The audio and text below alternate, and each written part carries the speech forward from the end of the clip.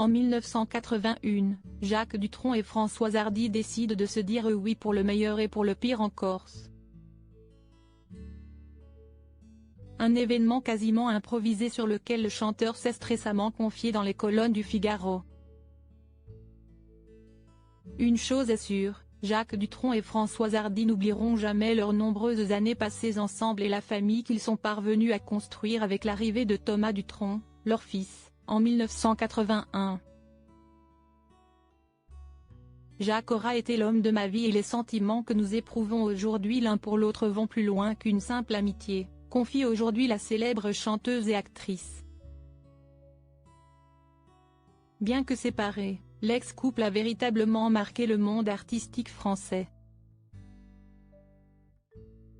D'ailleurs, rares sont les fois où ils n'évoquent pas leur ancienne idylle au cours d'une interview.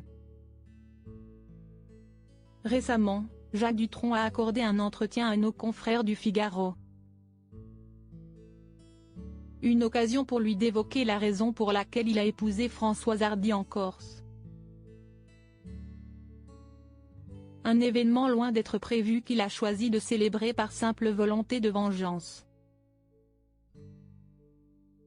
Explication. Ils étaient furieux. La relation entre Jacques Dutronc et Françoise Hardy a fait couler beaucoup d'encre à l'époque.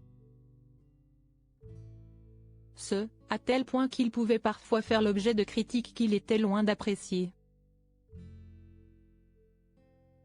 Chose que l'artiste a reconnue dans les colonnes de nos confrères. Alors qu'ils vivaient leur amour au grand jour au début des années 1980, Jacques Dutronc et Françoise Hardy devaient apparaître à la couverture d'un grand magazine et incarner les couples qui vivaient dans le péché.